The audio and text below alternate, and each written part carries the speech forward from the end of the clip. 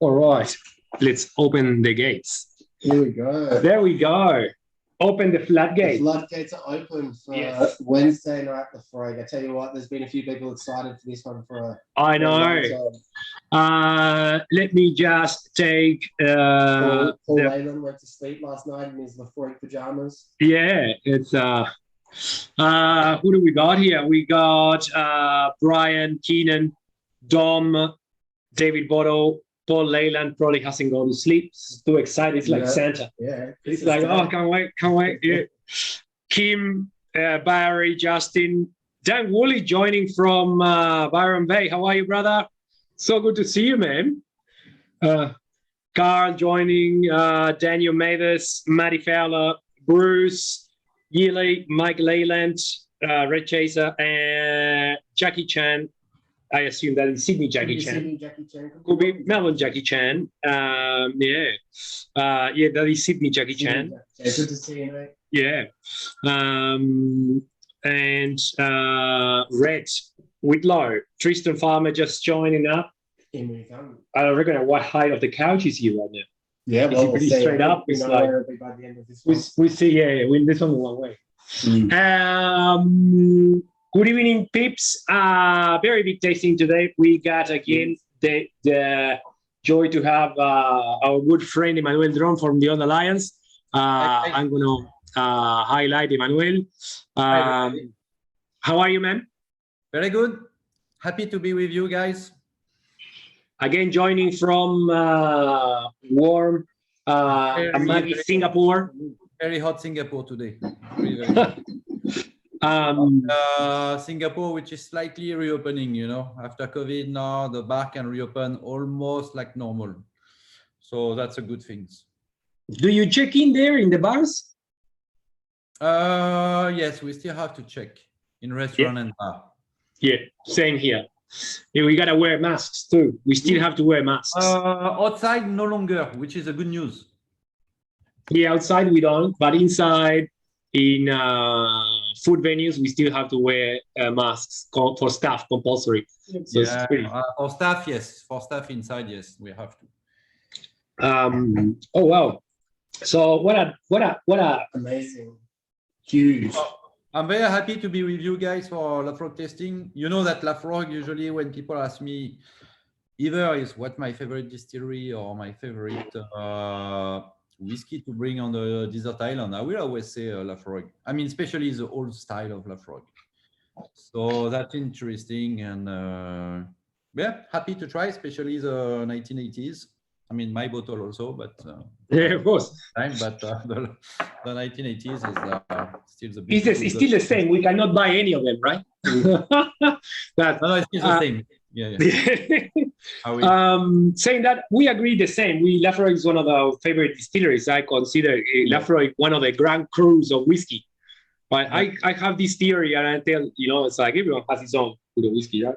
You got 5 grand crus of whiskey, which are Laphroaig, Balmore, Glenelg, Springbank, and Macallan. Those are the 5 crews that historically they are the peak on them for at least for me. They're like, it's almost hard to compare, right? And it's also whiskey which has changed a lot. If you are talking about Balmore or Laphroaig, is whiskey which is difficult to say. Okay, I mean, at least for people like us, maybe not the new generation, but people we are used to drink for maybe the last 25 years or more, or almost 30 for me. When you are drinking whiskey like this, they were so different from from today, and they evolve a lot. So when you say today, okay, you like a Laphroaig, or you like I think Balmore is even worse. You say, okay, you like a Balmore, but which area of Balmore do you like? Because if you talk 60s, 70s, 80s, and 90s, it's almost like you have 3 big different style of whiskey, almost 4. So yeah, that's what makes the whiskey interesting. We don't have like vintage in wine. There is vintage, of course, on the label, but the vintage is more about the time of production and the change in the style of the whiskey. We can be sometimes very strong. Yeah, and that's what we're tasting. And basically, today is a tasting that we got 4 amazing whiskeys, 3 single cask, 1 1980s pre warrant, and then the standard 10-year-old. Unfortunately, we can't afford yet 70s, 60s distillate. Not on this caliber of whiskeys. We can, we would have been a lot more expensive, but we get in there. We have a beautiful bottle in front of you, Jose. The short cap, white label. It's a beauty because it's a very, very rare bottle. You see rarely that bottle on auction, almost never. Yeah. I was very lucky to try it once. And it was absolutely, so beautiful. We opened it on the Orkney Island. It was a bottle which belonged to Marcel Van Gils. So we talk about Laphroaig. Marcel, I think, did an amazing job. He gives me that passion of the Laphroaig. I remember when I bought his book of Laphroaig, I found it such an amazing book, and it's still, the first edition is still one of my favorite books. And I was lucky to try that Laphroaig with him. So this, I actually, before buying this bottle, I consulted with 2 people. One was Carsten, and the other one was Marcel, because just checking on. Marcel knows that bottle, and when it was released, when we found it, because when it's the first bottle, you always wonder, is it real? Is it? Is it real? No, because the short cap like this has Laphroaig on the top, and it can be Isla Mist sometimes. So if you have an old label, you just change, and it can be the blend of Laphroaig, but as a capsule. So that's a. But these are real. In fact, we know it was so good, really. We're talking about this bottle for whoever anyone knows. According to Marcel, known as the Laphroaig collector, this bottle dates back to early 50s, but it's actually not really records of it. That when was this distilled? It's just basically pretty much one of the last batches of proprietary glass, Laphroaig on the glass. Pop your camera on there, Jose, so everyone can have a look. Yeah, it's probably the last pre-green glass, because Laphroaig has been green glass, so it's a pre-green glass. I mean, it's probably the last one. After it became green glass, after that, you have have to add a spotlight for yourself as well. I get that's it. Oops, there we go. Yeah, that's the green glass. The next bottle, yes, which are really beautiful, and that label almost been used. You have some this one is so beautiful, very simple. There is no volume as usual. Yes, no, there is a volume on this one. Yes. Percentage of alcohol, 80 proof, and you can see the glass there. It says Laphroaig. If every distillery have done that, we have no problem of. We have zero problem of fake. This one doesn't have volume. But it has the proof, 80 proof. Usually it will be underneath the volume. It says maybe it's Isla. No, it doesn't. I can't see it. No, maybe not volume. This is the. I think whiskey from that area, which was so. If we talk about the style of Laphroaig, it was very. It never been we cannot say it's a smoky peaty whiskey Laphroaig in the past. It was there is a peat made for the production was used, but the whiskey was always very medicinal with a strong fruit, always. So I have been lucky, I think, to have tasted Laphroaig from 1920s, the oldest, but I drink Laphroaig from the late 30s. So I've done probably all the decades since now. And the Laphroaig has consistency on the style. It was this medicinal, which is like a new aroma, like you go in almost like a hospital, but also with always this pure fruit. And it's always been consistent. Unfortunately, as we know today, that style has changed. And so your 1980s is the last area of the real side of Laphroaig, I will say.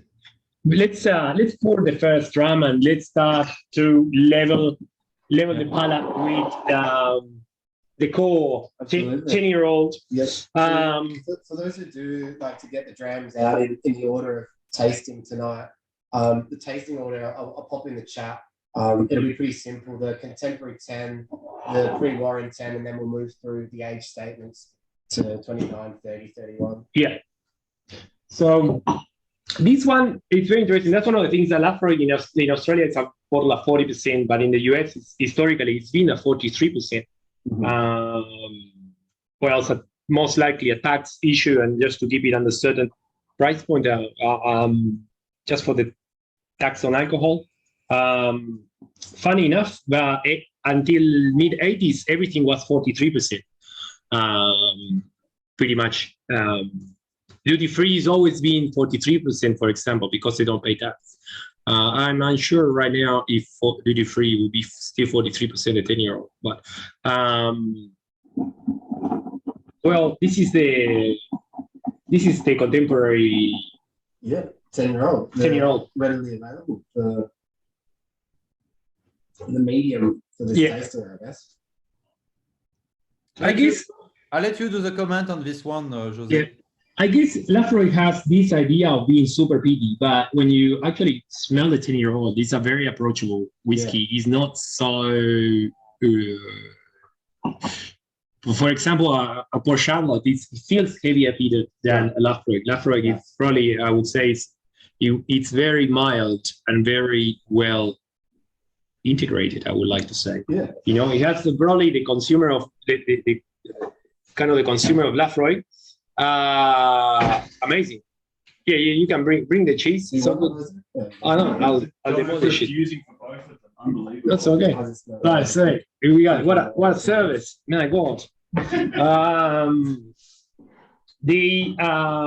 reckon the consumer of whiskey has an idea of Laphroaig being super peated, but actually it's not. When you smell it, it's not like that much more than regular Islay whiskey. Yeah, there is even heavier peated whiskeys on the nose, and no, we're not talking about octopus, you know, like that. When you talk about peat, it's more the smoke. In fact, Laphroaig never been a smoky, style. Like as you say, Port Charlotte can be Octomore or Carolina. We feel the smoke on it. Or Lagavulin is the best example of smoke. But Laphroaig had never been really a smoky whiskey, in fact. But he has changed a bit. Sometimes you have batch can be smoky, which are like on the quarter cask or this kind of thing, which I'm not really a good fan of it. It's not what I expect from Laphroaig. Yeah, I remember once talking. I can't remember who I was talking about. For example, I think it was a select cask, which is a product that historically was for duty free, and that was considered an acquisition product as a brand to bring products from other brands into the brand. Yeah, normally at a lower peat level, and then the consumer will move horizontally within the brand once 3A, ready to attain, or the quarter cask, and the select will be the product to acquire the customer from another brand. I would like to introduce Dan Willie because he's joining here, and he's maybe he's Dan has been for how many years, Dan? You've been working for Suntory, and you've been to Laphroaig many times. Mm-hmm. Yeah, I was the national whiskey ambassador for 6 years, which doesn't really mean jack shit. But I think what's really important is that John Campbell and I became very, very close friends, and I consider him still to be my best friend, and speak to him 2-3 times a week. And whenever I used to go over there, I used to live inside John's houses in the distillery, which some of you may know, and I used to stay with him inside John's house, live inside the distillery for up to 2 weeks or so at a time, and work all the festivals and really have what most people would think as a hell of a good time. Like a dream job. Yeah, pretty much. We did get lost in a lot of the warehouses many times, which is always a lot of fun. I've got to agree with what Emmanuel was saying, that I also, with John as well, tasted Laphroaig. Probably the earlier stuff that I've tasted was probably distilled in the 40s, bottled in the 50s, and then the 60s and the 70s and 80s, all the way up to even the 90s. The stuff from the 90s is very different to the stuff today. But I will say that all of them have a distinct Laphroaig DNA. You can tell that it's all Laphroaig. They're all connected. They all have the same Laphroaig DNA running through the backbone of them. It's, you know, I definitely love the older stuff, but I also love the newer stuff. And it does disappoint me when I see things like the select cask, which it can be a very boring, lackluster whiskey, which, you know, Laphroaig shouldn't make boring whiskies. I know it sounds snobby, but I think that they are better than that. They don't need to make boring whiskies. But you know, when they're owned by a multinational company that has you know, directors, and they have to have board meetings, and there's Just marketing makes the whiskey. Beg your pardon? Marketing makes the whiskey. Exactly. Marketing makes the whiskey, and stupid slogans as well.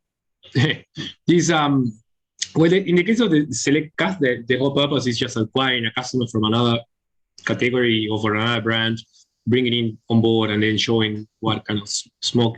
I agree with you. It's crazy. There was the select cask. There was the first batch came to Australia, I think, the first ever batch of select cask, and it got labeled differently. And today it's actually really sought after by collectors.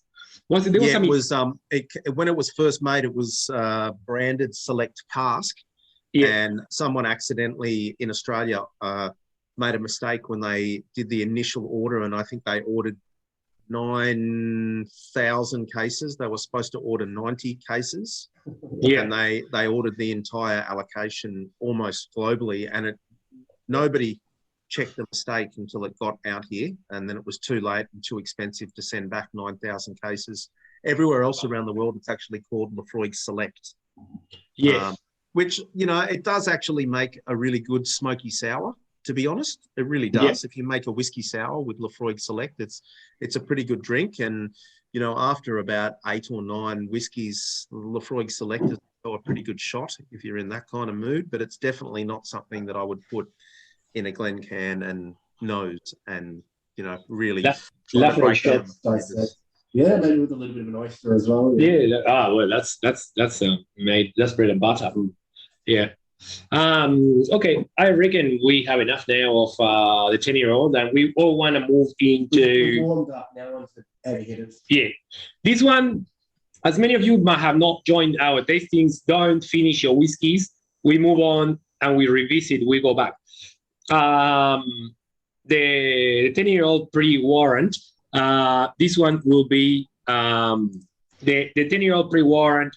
This one is a whiskey that it will take at least half an hour for your palate to switch on and be able to appreciate the extent of it. And we might go into the next whiskeys after tasting it, and you still will appreciate the Pre Warrant. So, well, Emmanuel, this is F&C import. So Francesco Cinzano, I would say that's the F&C. This is Pre Warrant. The warrant was in 1993, awarded. These ones with 94 usually, but 94. These ones are uncoded labels, so most likely this one is late 80s. There was a transition with Laphroaig is very famous for it's very difficult to track the batches of Laphroaig, so everyone follows the codes, and there's codes on the side of the labels for ages. In this case, we know when I give too much detail because anyone starts buying my bottles, so don't worry, don't zoom much. There was a period where there was no batches, and then they started the batches of the front labels with an L. Those are early 90s, and this one here we think is from the late 80s, so that makes it still, I would say this one will be maybe 87, 88. distilled somewhere between before 1979. So older than pretty much most of us. Let's put a little bit. I sent you the sample, Emmanuel, so you got this one firsthand. Yeah. This is not one of the most this is not one of the most fruity ones, but it's still a good one to see the content. Yeah. You know, there is two things for me in Laphroaig is the fruit, but also the medicinal part. If you take some, we tried like last week or 2 weeks ago, some 1966 Laphroaig, the dumpy bottle by Signatory. Some are fruity, but some are very medicinal and with less fruit, in fact. I remember once talking about with Karsten about the about Laphroaig, and he always mentions that 60s is medicinal, no smoky, most likely. Then 70s smoky, almost not medicinal, and fruity. Sorry, not fruity. No, sorry, it's just fruity, no smoke, no medicinal. That's the characteristic. And then you go to 80s, and 80s could be anything. It's more like a lack of the draw. You could have fruity, medicinal with a little bit of iodine. Oh, sorry. Yeah, iodine is part of a taste of Laphroaig for me. Yeah, it has to be even on the old bottle. When you take the 10 years old from the 14 years old for US market, the one bottle from the early 50s, you have that already. The iodine, the fruit, and the combination of the aroma create like a Laphroaig aroma, you know, and everything is so balanced, and on that is really so beautiful. I don't know if I told you a story from one of my first trip to Scotland. So it was around 1997, and I was with Thierry Benita from La Maison du Whisky. Yeah, and, you know, we were all started a little bit in the business. Still. Yeah, Thierry, I think, joined the company for 2 years, and me, I was just joining the company. And we went to a bar in Edinburgh, and we ordered Laphroaig 10. And I remember that we went back to ask the bartender, and he said, "Are you sure you gave us a Laphroaig?" Because the whiskey was so fruity that he thought it was a mistake, and he gave us Irish whiskey. And it was, you know, we were really more new. We didn't have this background of old bottle and fruity style in Laphroaig, and our mind was just Laphroaig with more APT whiskey. And so when I think about that, I always remember that story, because in fact it shows that Laphroaig always has this aroma, which is quite beautiful. I mean, that fruit, and you have it here also. One of the characteristics of Laphroaig, especially 80s, 70s, everything is batch variation. They probably gotten a lot better now with this. Yeah. But historically, batch variation, and especially on these bottles during the 80s, when it was the worst time of Scotch whiskey. So I wouldn't say I can imagine they will not do battings of a lot of stock and then bottle it, because they don't know if they have sales. So every order that will come in, they will just bat for the certain country, duty-free, America, Australia. So the Laphroaig collectors normally search for all the different imports. Yeah. It's very difficult to find information anywhere, right? There's no, and with this saying, even with what Marcel discloses enough information. Yeah, the best is to check at the website of Marcel, Laphroaig Collector, or his 2 books. Huh? Yeah, but he still doesn't disclose as much information as he probably knows. I think, yeah, as you say, it's not easy to find. I think the best. I mean, the main issue is, as usual, is the distillery should try to give the distillery the point. Most of the distillery, they don't give access to the archive, or we don't have information on that part, and we should need more help from that, you know, from the archive, and know what was bottled, and maybe the code and everything. That could be very helpful a bit to understand. You know, the Laphroaig distillery, there is basically almost no archives, because there's so many different owners, and when the new owners take over, they don't care. Right. You're right. That's sad, in fact, that the archive are never moved to the. When you buy a distillery, you should buy also the archive or the story, and now you realize it's so many distillery. Is all the distillery. I think every time you ask information, they don't have. I mean, they have no clue at all. I mean, and it's sad, even if we want. So it was nice that I remember a few years ago in 2015 when we did the Isla Whiskey Tour with Serge Valentin, with Marcel, and we brought back many old bottles of Laphroaig and to try with John Campbell and a few people from the distillery. It was very nice always to do that, that all the people at the distillery we can all taste together some very old style and see the evolution of a whiskey that they produce. And some people have worked so long in the distillery. So, but still, from a collector point of view, one of the things that is impossible to know is how many batches were bottled for, let's say, Italy. And in the case of Italy, it's very interesting. Italy and the US were only the only countries that had multiple imports at one time. No, you should know. You should probably know from the importer. You should have if they kept the archive, the invoice of the purchasing invoice. In fact, to know how many cases they buy every year, and just to do. Yeah, correct. It's the only way. It's the only way. Lisa, I don't know that much about Laphroaig in that sense, like that deep, but I think Italy had at least 3 different importers of Laphroaig.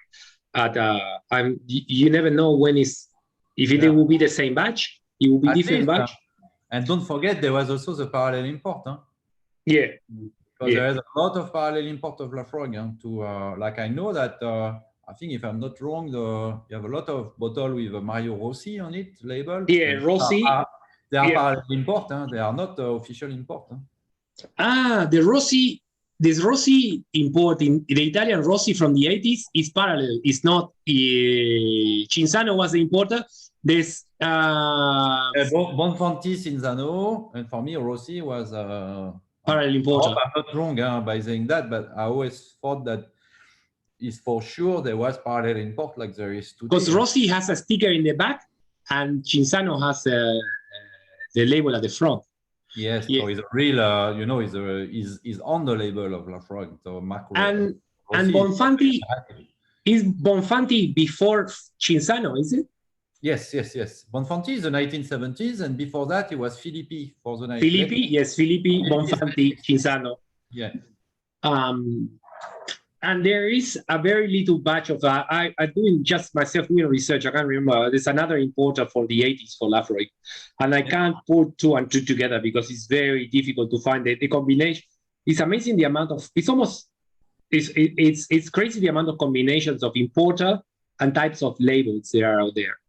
It's and closures. It's this long white cap, or sorry, I think those were all that was the 80s. Yes, the 80s was the transition from screw cap, the long Laphroaig screw cap to the cork. So there is screw cap and cork with 2 or 3 different importers, and there's no like clear border or when finishes one and when the other. And I look at these bottles for ages, just try to find. So it's very, very good. If we talk about the quality just of the liquid, it's beautiful. It's slightly a bit hashy also. The fruit is there. Yeah. But a bit hashy note and. I want to ask a couple of. Yeah, I want to ask Paul Leyland first. He's been waiting. It's patiently. Probably he's been waiting for 2 weeks to open this little miniature. Yeah. Paul, how are you, man?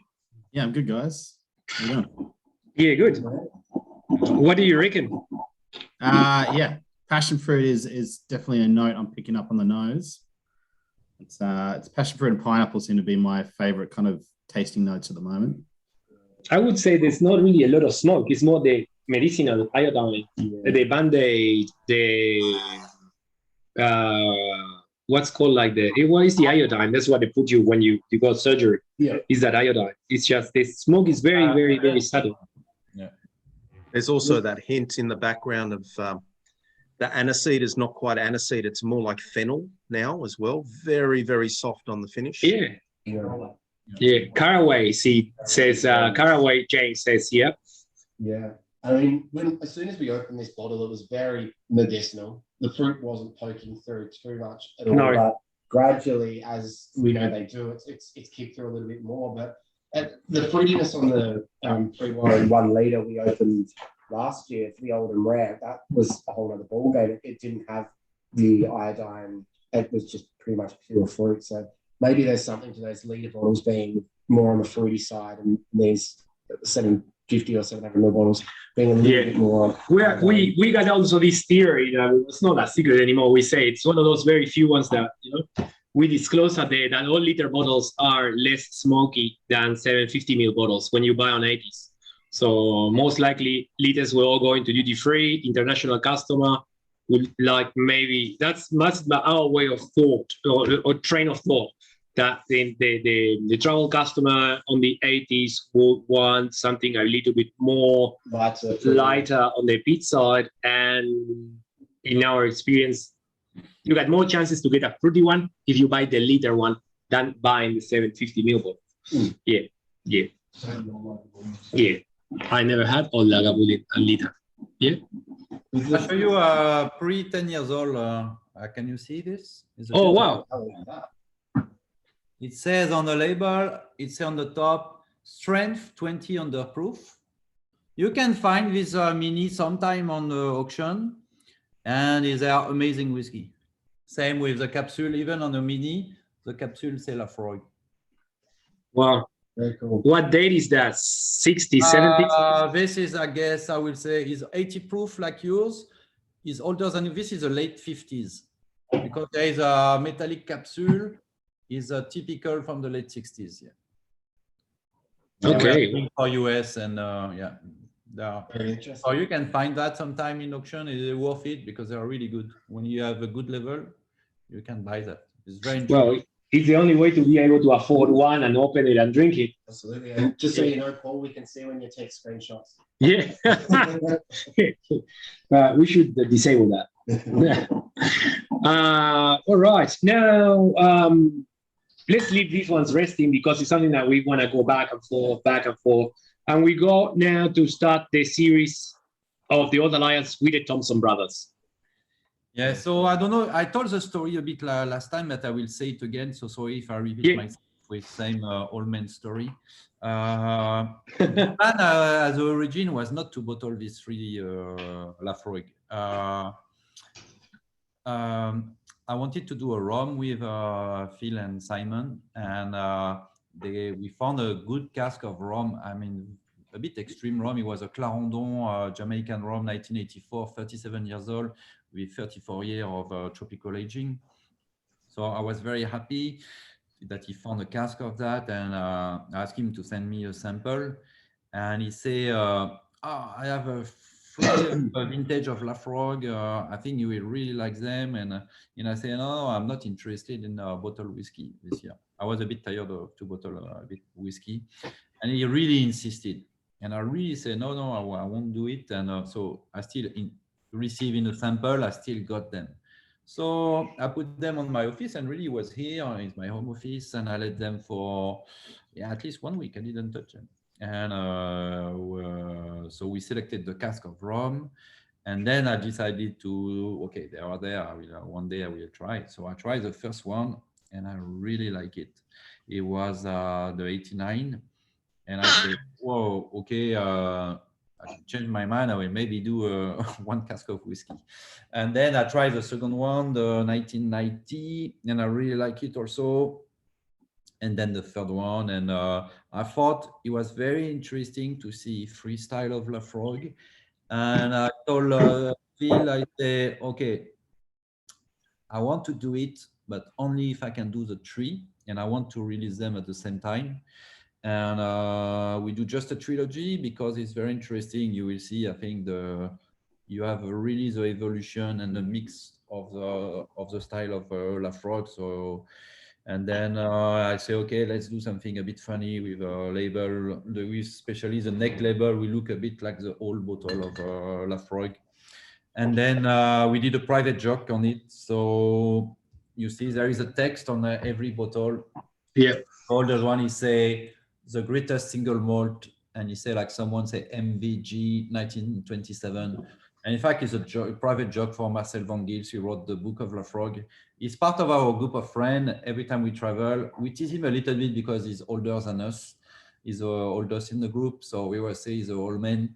So we make believe that he wrote that sentence in 1927, which is of course is not the case. So when I sent him a bottle, when we released that, I sent him the free bottle, and we didn't explain we did that.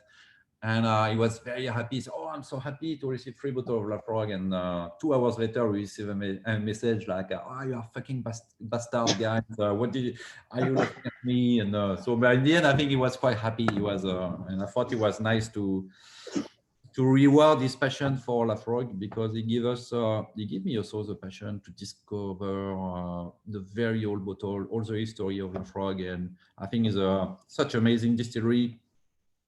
Amazing history with Bessie Williamson, the past, with amazing director. We left manager John Campbell, and so I was happy to do it because I never bottled any Laphroaig in last 12 years for myself, and it was the first one. So yeah, let's try it together and let's talk about it. You know, it's of course more modern style, but I think the 89 has still a bit of I will say we should move from 89, 1990, 91. Yeah. Okay. It's not my order of what I prefer. Is I think is coming from the 10 years old, we will evolve more in a new history of Laphroaig. So we do what? 1991, then 89. No, I will do the 31, 30, 29. So 1989. 1990, 91. Why I do that? We should do the reverse, but because we're coming from the 10 years old, which is a bit fruity, and so I will start with the, if you don't mind. No, it's so good. Sorry. Then we move this one at the end. Yeah. We all have enough glasses, I reckon. I mean, you can pour them, 3 of them, if you have 3 glasses. Yeah, you can. Then let's start with the 31, 1989. Yeah. Because yes, we will be still a little bit of the style of the old school Laphroaig. So these casks come from broker. Where do they get them? You can say you don't know. I will be very frank with you. We don't know. I know someone has a lot of cask, obviously, because many casks has appeared on the market at the same time. Yeah. There is some big difference in terms of quality between some casks of the same vintage, this I can say. Like for 1989, I tried a few, and I was quite happy with the cask we have because I think it's really good, but some are a bit different. So I haven't tried everything, but I can tell you, yes, that someone had a lot of cask. Yes. So, yes, which is quite surprising because we never see this cask in the past. Yes, we start to see appearing some cask of 1992, like 2-3 years ago, but not. Yeah. And then we saw some Williamson 1989, like especially bottle. There was a big vat and many people has bottled it, but it was not supposed to be a Laphroaig. It was supposed to be weighted. So, but it was a good surprise to have this appearing on the market. So yeah, it's and it's true. It's like what you said. This parcel of cask there's been several bottles with these secret islands being released, and it's been years. There's not been so many Laphroaig casks with this amount of age in the market. I think Thompson Brothers have a few other ones. Mario's got another one. Exactly. You know me, I don't like to put secret because nothing is secret. Everybody calls their secret special, secret blah blah. So I just wanted to say Isla. If you cannot call it the name, but obviously you can guess what it is. We put a lot of mark to recognize first the green wax and the neck label and everything, and that if you all know a little bit about Laphroaig, they will guess what distillery it is. And but you see, when you try this 89 just after the previous 10, of course you can notice already a little bit of smoky, which is for me the new generation of smokiness, you know. And this is more the new generation of Laphroaig, and that smoke, you didn't have it in the past. So It's more Isla style, a little bit modern, but it remains beautiful with still the iodine, nice creaminess, and is beautiful texture also. What I like in the 1989 for me when I tried it, I was quite impressed. It was the texture. For me, texture is very important. The body, the length, and so it's a beautiful example of Laphroaig. Also, I like the fact that these casks are they respect the distillation. We see really the purity of Laphroaig, of what is the style of Laphroaig and what comes from the pot still, which is very important. And I think I always like this, when we talk about the old Samaroli, the 1967 dark sherry Oloroso, or the 1970, I like them both. They're both amazing whiskey, but I like the 1970 because it's pure. And we probably would never have been able to afford that one. I was looking, the 67 Samaroli is $80,000. Like maybe this is crazy.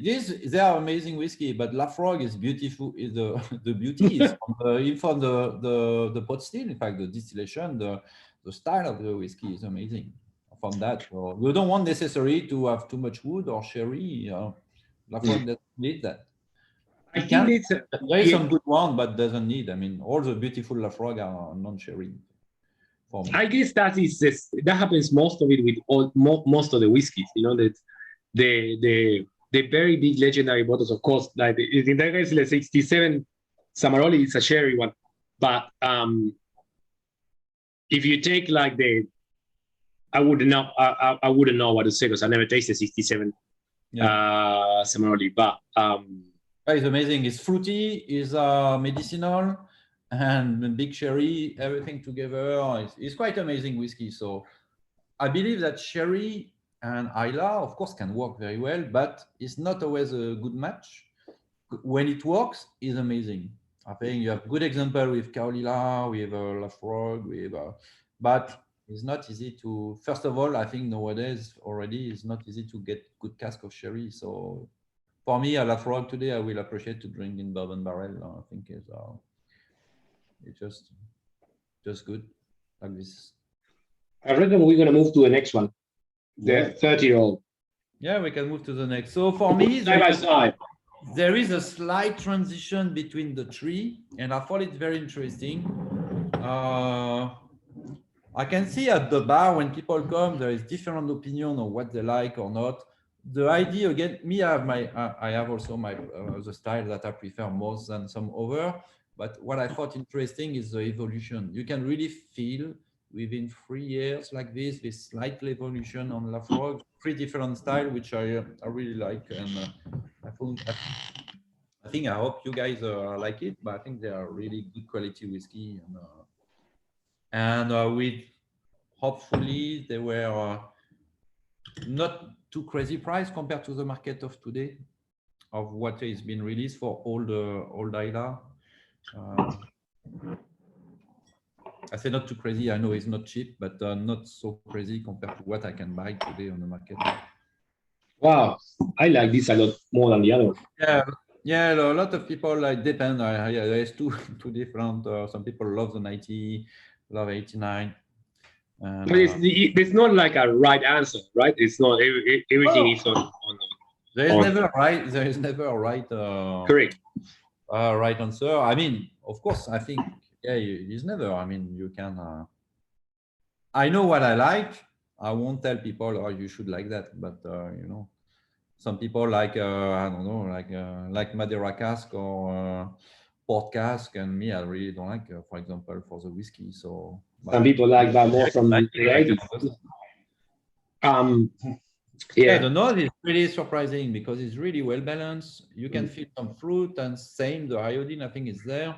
Yeah.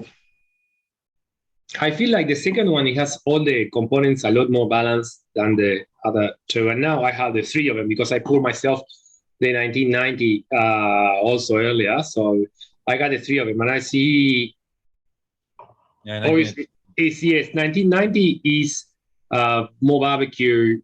1990.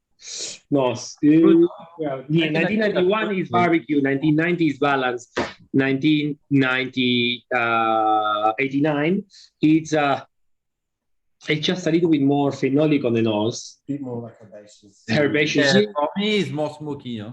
I will retry now because of my memory when I tried. But 1990 has a nice fruit today. You know, when you open your bottle and you keep the bottle open for a long time, which I like to do usually, the whiskey evolves a lot, and you have a nice aroma coming. And you don't have it necessarily when you open the bottle, but like this, after a few months, the fruit is quite impressive on the 1990. I didn't notice it so much last time when it's just open or in sample. It's amazing to see the one distillery releasing all these different whiskeys. And you still go back to I just went back to the 1980s pre-warrant, and the complexity is huge. Like it punches a lot above that 10-year-old perception that one might have. I find actually it's very. My preference today is between 2 and 4 right now. I found the closest number 4 to the pre-warrant. 1991, the sweetness for me, which probably come from a bourbon barrel, which was very active, I will say. You have a real, almost salty sweetness on it. Yeah. Which you don't have less on the other one. Yeah, absolutely. 91, I get a little bit of panna cotta, almost like a desserty note up there. It's delicious. I really like the note. They all have a note of burnt orange there. So it's like a citrus.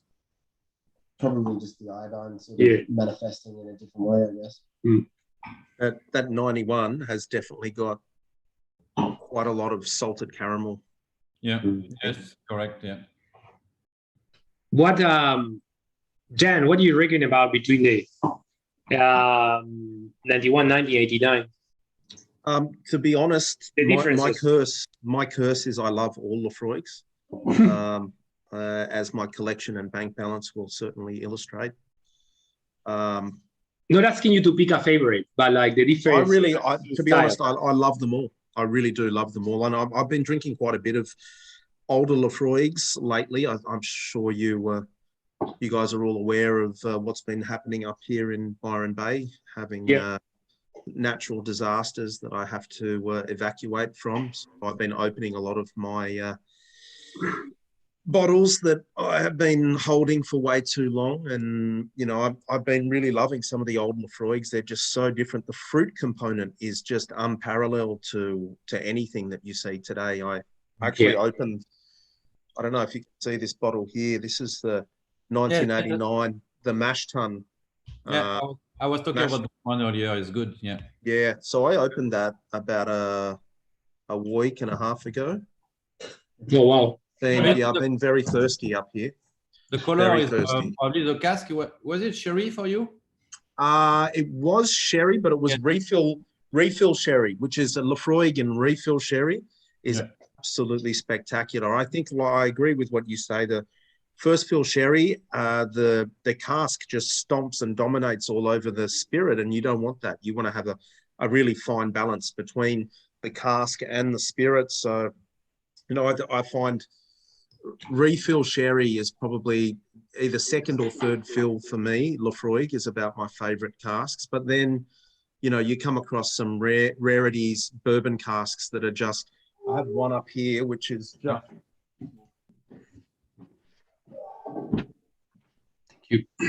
This one is, this is the only one in the world that nice. Campbell actually bottled for me. Nice. For my wedding. It's bottle 1 of 1. And it has the best handwritten label from John ever. It's from his favorite cask. Okay. Many times we've gone through the warehouse and sampled lots and lots of casks, and there's a whole row of 1992 bourbon barrels, and they're all very good, but one in particular is I think I would give one of my fingers chopped off to own the cask. It is beyond anything I've ever had in my life.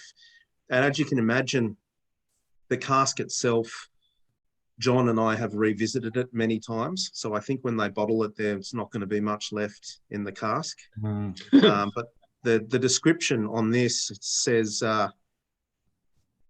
description, the good shit. Marks and numbers, 1992, Laphroaig, it's got the cask number. Color, it just says, yep. It's like an amber fluorescent orange, almost iridescent orange. It is, yeah, it's just possibly the best whiskey I've ever had in my life. And I've got to say, when it comes to old Laphroaigs, like this 89, 90, 91, there's no bad ones. They're all spectacular. They're just different. They some show more fruit, some show more dry ashiness, but they're all spectacular. Every single. I've never had a bad one ever. I would say 89, even in the 89 and 90 Laphroaigs will probably become future classics. I would say we don't know where the brand is going, right? Because we can't tell what will be Laphroaig in 10 years. It's impossible to know, especially being as part of a very large company. But, you know, like when you talk about Tormore 88s, Blair Athol 88s, Kaolila, I don't know, 79, 82, so it's kind of the recent ones. I would say what I tasted of the Laphroaig, I haven't tasted much 91, but 89 and 90 will probably become future classics, I would say. You know, yeah. Maybe because of the availability. There's not much 88s. I have not seen Laphroaig 88s. It's not like 88. No. I think 80, 89, 90, 91, 92. That's where it really starts to. That's where the super fruitiness kind of comes to an end, I think, and then it starts to take on different dimensions. Yeah. You were talking earlier about the sherry cask. One perfect example of very good Laphroaig with a sherry was a 1974 OB for La Maison du Whisky. That was an amazing whiskey. I never tasted it. I heard from a lot of big collectors saying that arguably maybe one of the best OBs ever bottled. Yeah. 1974. Yeah. Exactly. Yeah. That's an amazing. Arguably the best single cask. Is single cask that one? No, it's not. Yeah, I can tell you it was two cask or three cask? Two cask. Two cask. Yeah. Arguably maybe the best Laphroaig ever bottled, that one. It's Chase. The price is ridiculous. There was one not long ago at auction in Whisky Auctioneer, and it was, I think, like £4,000, something like that. How much is it? Yeah, I can tell you the release price was €359. And people were so upset. I mean, I was working at La Maison du Whisky at that time. I have the sample cask, I remember, in my bag going to US, and we received only one cask. And the cask was good, but not outstanding. It was still good. And it became outstanding with the two casks together. You know, sometimes a single cask is not necessarily good. Sometimes when you have a vapid, it can be more interesting. And it was the case for the 1974 with a mix of two casks. And I remember online, there is not like today Facebook or anything, but I remember people were very upset of the price. That happens with everything. I remember saying the last shipment of the Caroni 27-year-old with the yellow box, and I was asking $380, and wholesale I was selling it to the bus. I remember going to a rum bar here in Melbourne and offering them for like $280, and I was like, oh, that's too crazy. We can't sell that. That bottle is £1,000 today. And this is like, I found the price list the other day on my emails. It was ridiculous, you know. And they're like, we can't sell rum at that price, you know. It's $270. That's what wholesale price was for Caroni, single cask. The one of the last one of the original Bellier casks that were bottled while the stock was in Guyana, I think, because all the rest they were starting to get bottled with the stock in France. The problem is, you know, they are very expensive today, and unfortunately, with the experience we have on the whiskey, and we know that it will become even more expensive in the future. Yeah. That's just sad. There is no cask left. No, you know, when you feel the market start to be empty of cask and it's difficult to get cask, and me, I bottle a lot of Caroni. When you see the price increase on your invoice by 50% per year, even I received last week an offer like it was double of the price I paid last year. It's just crazy, just sad. I mean, it's just sad. And the problem is not many people drink them. I mean, they are just an investment bottle. That's sad. Yeah. Yeah, this no, well, since I think it's for 3 years now, there's been investment funds buying barrels now. I remember talking with someone that told me that there was an investment fund in Asia buying $500 million worth of whiskey, and they had another $500 million to spend on more whiskey. As that includes rare bottles and casks for as part of a split strategy with the fund, right? That's not good news. Well, yeah, that's when you see bottles. There's like some bottles that are not great going at auction for ridiculous prices. You know, there was just I saw a post of someone making Macallan Classic Cut 2017. It's a pretty ordinary whiskey.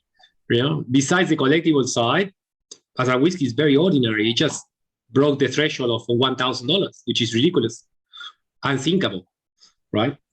And yeah. And who knows who's buying? No one knows that. The investment funds buy because the money is not theirs. Yeah, it's like I want to ask a couple of our regulars. What do they think? I want to go to the Nostrap man. I'll have a little look. What I'll do here is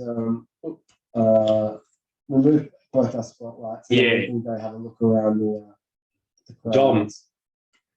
How are you, Dom? Good, mate. How are you? What's happening? Oh, I know I'm not as excited as Paul, but I'm very excited about this.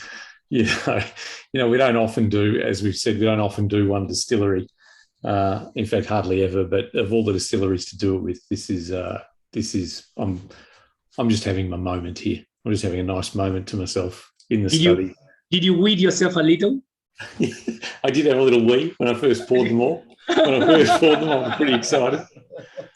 Pretty excited when I first poured them, and I put them all in blenders glasses just to enhance the whole experience, which has just been, just wonderful. Yeah, can't do enough of this. This is a distillery tasting that we normally don't do. This well, we had a spring wine tasting last week, but we don't normally do distillery tastings. Yeah, we only do the distilleries we like tastings, right? The distilleries there's not really much there to show. Saying that, Auchentoshan tasting, stay tuned. Honestly, this is one of those situations, Jose, where you just don't have enough nostrils. No, you would want to be, if you had the ability to just be soaking it all up across the 5. And I've just poured myself a bit of a 25-year-old just as a bit of a control as well, just to sort of throw it in the mix. And it's just, I'm very happy. I feel like closing all the glasses here and leave them for tomorrow and continue the tasting tomorrow. It's like something that you can take in small. This level of Laphroaig is something that is only to take in small doses. And to leave it in the glass for hours to just evolve more and more. Yeah, and this is the closest to it's very interesting. Being a distillery tasting is still pretty much a horizontal tasting, because you move from. Of course, we got the core 10-year-old, but then within the rest, you move into old styles to new styles, but they're like so complex within themselves. That it's not like your traditional distillery tasting and you go for like 10, 12, 15, 18, 21, 25, whatever. And you don't really want to go back. Here it's like, oh, yeah. Well, it's epic. It's the best. Yeah. And you want to get the blenders glass. You want the... I needed the blenders glasses. Yeah, I had to do it. And it has, taken an extra notch. So I can empathize with you, Don, the blenders glasses here, setting it off. I want to ask, who else we got there? We got Alex Morsey. Alex, how are you, mate? Good, man. How are you? Good. Good to see you, man. You too. I'm a bit like Dom. I don't usually get like starry-eyed, and I'm usually like hypercritical and just sit down and do all my analysis, but I'm just letting it sweep away tonight. It's great. Pouring the 3 at once has been awesome as well. Just jumping back between them, going through them one at a time. And like you said, it's not really a vertical, it's more horizontal tasting, which is great. And I have to agree with Dan. I don't think it's possible to like have a favorite, because a bit like Emmanuel was saying, they're all so different. Like if I had to get a bottle of one, I think at the moment I'm leaning towards the 1980 30-year-old, just because I love that, how fruity it is, how tropical it is. I agree with they're you. all good. Yeah. Oh, I would buy the three of them. If I got to pick one only, Yeah. you know. It's a good call, wasn't it? Yeah, exactly. My opening comment, Jose, to be honest, is the pre-warrant, because, you know, with the rest of the lineup, I was like, that'll be cool. You know, an older whiskey on the lineup's interesting to do it side by side with the modern version. And, you know, we've known each other a long time, and you're always talking about older bottles being better than the current version. So like, yeah, okay, I'll give them the benefit of the doubt. It is fantastic. It is probably like It's on par. You could put it with the other three and just have a horizontal flat experience of all of them and absolutely, go, they are Alex. all on par, you know? Absolutely. I just can't get over the pre-warrant 10. Incredible. Just how good it is, just and how it sits very comfortably with 29 to 31-year-old whiskey as well. It just does my head in. Yeah. You know what I think really stands out about the older 10-year-olds is the fact that it is bottled at 43%, but I find it drinks superbly at 43%. It doesn't necessarily have to be a cask strength to be an incredible whiskey. It just has such elegance to it. It's just beautiful whiskey. 100%. Yeah. What is you wouldn't amazing- notice it. Would have been What is great to amazing- try 10-year-old cask strength of that old stuff, though. Yeah, what is amazing, there was never a cask strength Laphroaig at that time. There was only a 15-year-old and didn't got released until the mid-80s, the 15-year-old. I don't think there was. It was always been, since the inception, there was the Isla Mist 8, I think. Probably Emmanuel knows more than all those. But you notice in the 50s, like late 50s and early 60s, the Laphroaig was bottled at 80 proof, quite high proof. Yeah. So 46 around 45.7. So it was nice that Laphroaig was bottled at a quite high strength at that time. What it was never, the first 15-year-old, with the first 15-year-old was the red 15-year-old, right? The 43. unblended 15. That Amazing. would have, Amazing. that's 70s, isn't it? No, or 80, No, early 80s, 80s. Still 80s. So all 70s and all 60s and 70s, he was just a 10-year-old. Yes, he was just 10 years old, yeah. There And was you no have other different product. version in Italy. You have the, like Bonfanti, you have in 43 and in 40 degree. So you have the two versions. Yeah, true. I don't know why they did two. That's strange. Yeah. But yeah. The only people that was doing 40%, I remember on the 80s, it was the Bonfanti is 70s. Sorry, I don't know about 70s. The Bonfanti. I got 70s. No, this is mid 80s. The unblended, one of the last batches. Yeah. Unblended. This is also unblended. This is a very rare one. This one is an Australian import. Okay, nice. What's the price on that one, Jose? I didn't get my samples of those, Jose. They're missing from my pack. It says ask Jose. There's no price on it. It says ask Jose. Jose, when are you going to Uruguay? Huh? When are you going to Uruguay? Where does the shop unmanned? And are you leaving the bottle behind? And what's the security code to the door? Careful, there's lots of booby traps in here. It's like Indiana Jones. You need to be Indiana Jones to walk into the shop at night.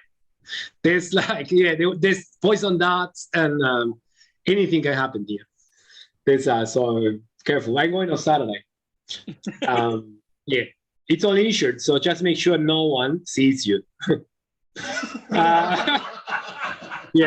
So what I was going to say, very interesting that Laphroaig has always been a 10-year-old until like the mid 80s. There was the red 15-year-old, then the red 15-year-old turned into the black 15-year-old. And the cask strength only came in the year 2000. The first cask strength Laphroaig release. No, sorry, late 1996. 90s. Late 90s. 96. What's it? 96 or 96? This is the first. Yeah, the very first, yeah. Yeah, on the left near John, the first touch the first photo. No, the other one. The, Second, yeah, one it's liter, the first on my side. That's the first. That was one of the. This is one of the first releases of the. Not exact. This one I know exactly is not the first release, but this is one of the. This looks like as batch wise. This is not the first batch, but this is the first. I'm cheating. I tried to see when was it released, but I think this is. There were several batches between 96 and 98 for this one. 95.6, yeah, 95.6, yeah, it was that. Yeah. Yeah. Then after this, they went to the red stripe, original cask strength with the red stripe, and then after that, it started to batch one, maybe in 1999 or something like that. It's I got batch one. It has the vintage. Batch one, I can't see. Can you see? Can you read that one? The first bottle on the front. This is, you know what it says. January. No, I can't see what it's 11. Yeah. Okay. Look for the batch one. Yes. Is that one? February 9th. It must be so strange for people sitting in the tasting, just Can't see. staring off into the distance. You know, they can't. Sorry, February 2009. That was the first batch. The first batch of the cask strength. The first batch. Sorry, the first batch as we know it as batch one. But before this, there were three different batches. So, sorry, three different labels with several batches each. You know, which is they are almost very difficult to track. There's not really much information out there. What happened? This will be a rubbish podcast. Thank you, Alex, for your support. Put him on the waiting room. Yeah. 10 minutes off in the Cindy. Yes. Before we continue, why don't we tell them about the next thing, John? Yes, absolutely. I'm actually just making. Very interesting. I did. Oh, you made one? Smoke. Oh. You know, you have your bottle of Laphroaig 30 also on the side. It's a very, yeah. US import, the first batch. You know, they are very interesting because they were released almost at the same time as the Ardbeg 30. You know, when Laphroaig was when Ardbeg was on silent mode, Movebell, and Laphroaig 30, they released the Ardbeg 30. And you cannot imagine so many old casks has been put in this whiskey. In fact, it's quite, it is amazing, I think. So many casks from the 1960s. Yeah, that is the thing. This is the first, this Laphroaig 30 that John has in front is the first batch of the US release. Yeah. But imagine the quantity of, because this, when you taste them, you know, they have a part of some are sherry, some are not probably, and it was probably a huge batch because it was sold everywhere. You could buy a lot of bottles. Yep. Yep. Yeah. This is very good. They were beautiful whiskey. They were amazing whiskey. This is the Hiram Walker import. I think a few years, there's other batches of these which are imported by the Laphroaig Import Company. That's the company that, what Hiram Walker turned into, whatever they started. This it's like it's like Google. They have cash money signs. There's nothing on. This is the first release as a long cap. The later releases of with the green box have short cap. Yeah. There's I think 2 releases with a long capsule. There's other the lighter releases have the shorter green capsule. Do you know the story of the? I don't know if Dan knows the story of that, but in the early 2000, so it was around 2002, 2003, maybe 2003. I sold a bottle. I was in Reunion Island and I sold a bottle of Laphroaig 30 to a customer of mine. And I think it was €300, but it was high tax in Reunion Island. And he said 1 month later, he found another bottle, but on eBay for €150.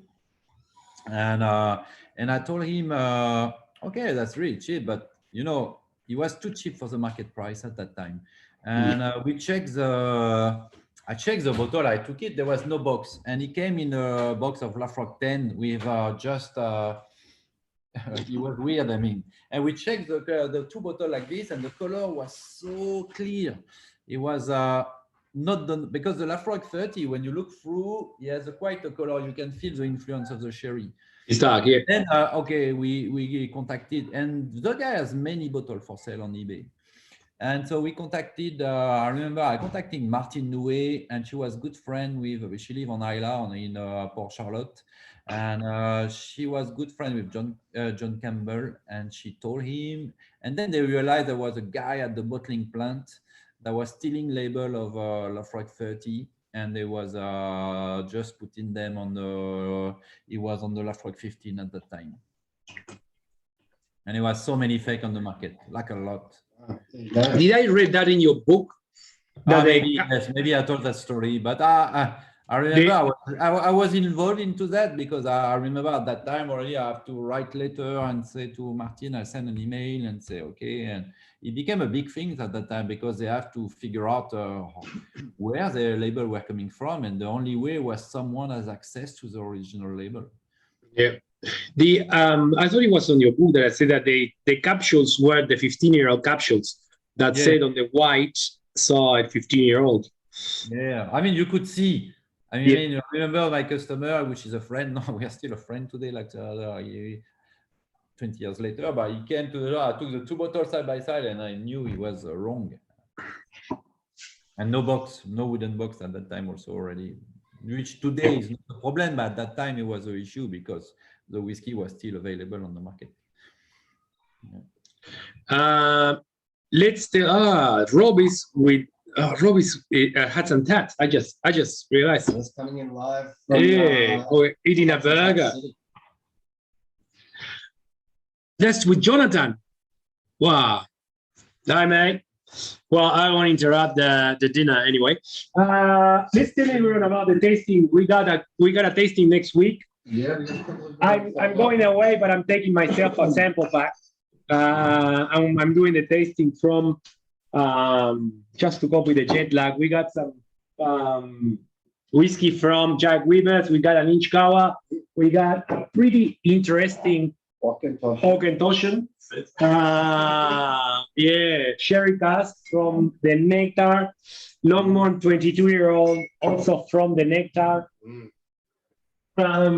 gonna be very good taste. A great 25-year-old Lingwood from Gordon and MacPhail. Yeah.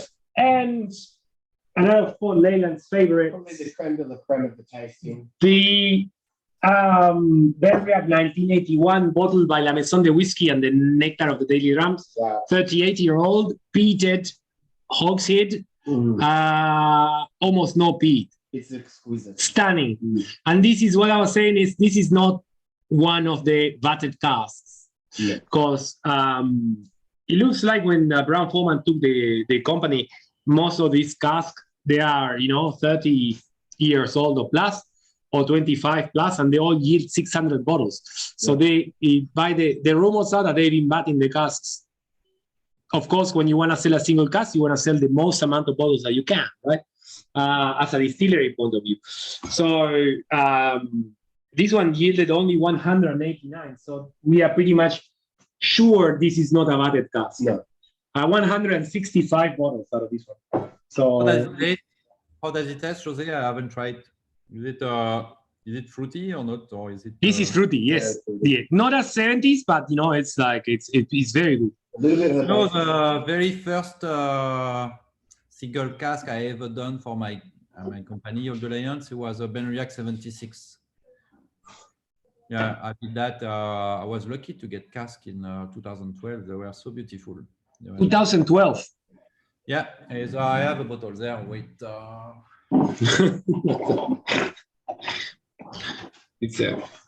We need to get access to this. Well, yeah, absolutely. Yeah, this is the very first one we did, 1976. It was so good. Yeah.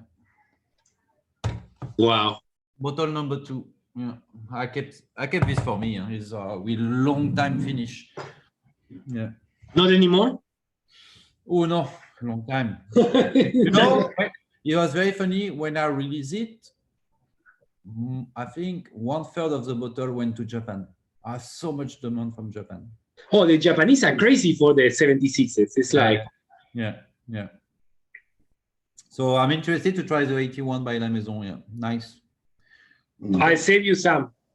Next time I see you, No, come I here. will, I will. Thank you. I will see if I can get that. Yeah, I'll try. But it's nice. Yeah. Mario, now probably he doesn't have many more bottles.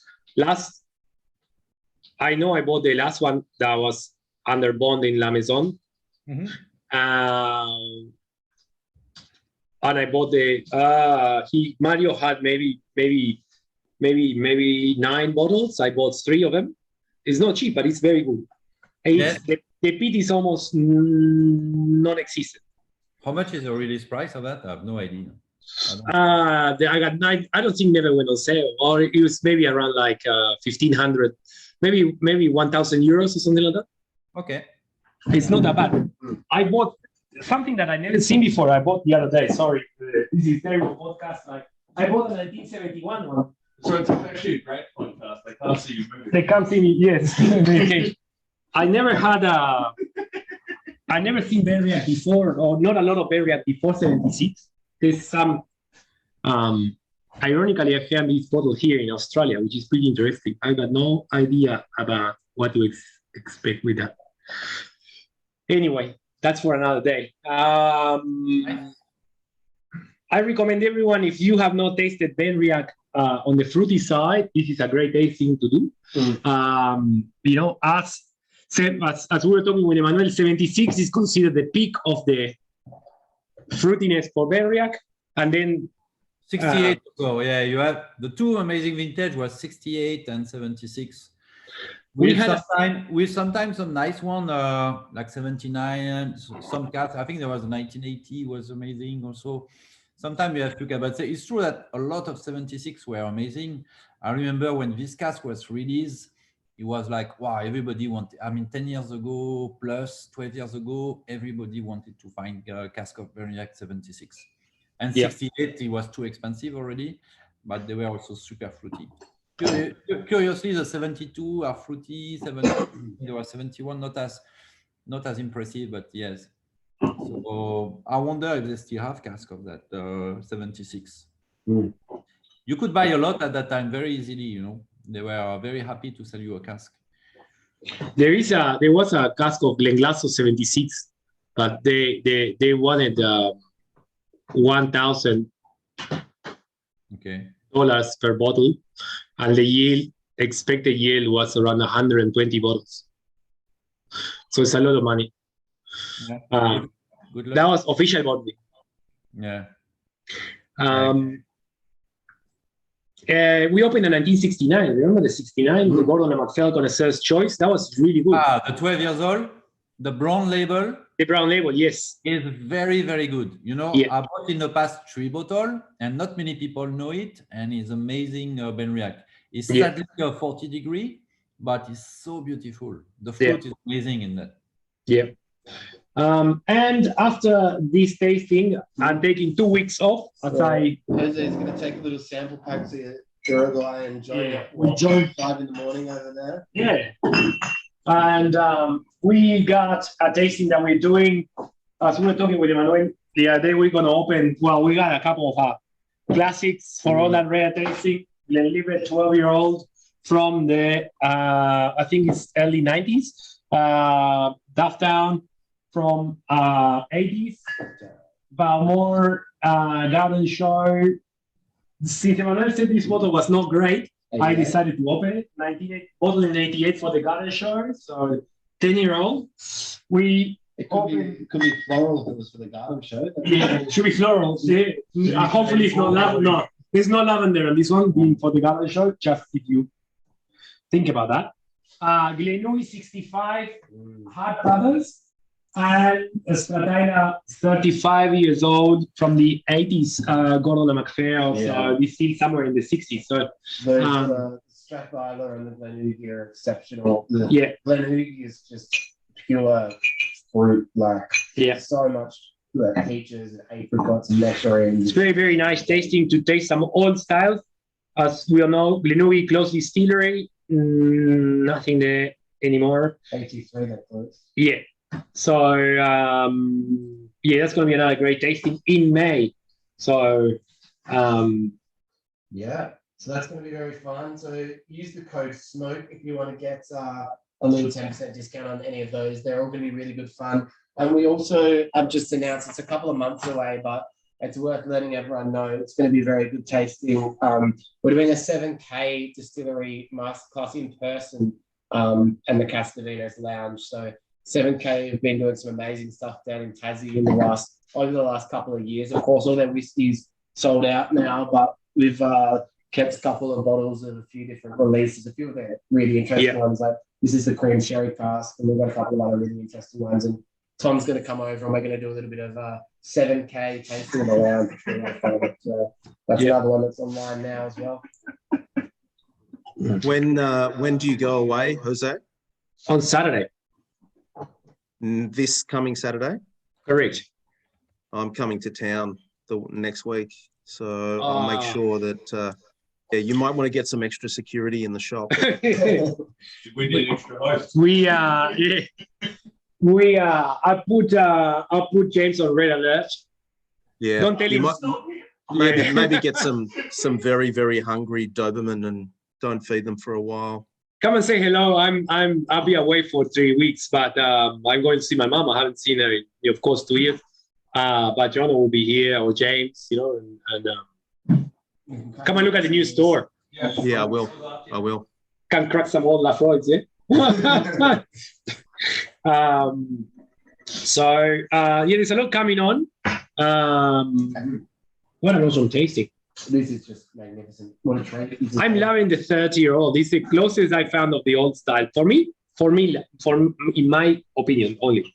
It's not like my, it's not like, I'm loving this 30-year-old. 30's sensational. There's always this sort of like lemon sherbet note that's popping through for me now. It's just. It is lemon peel. It's like a lemon peel. It's a sort of cheesecake.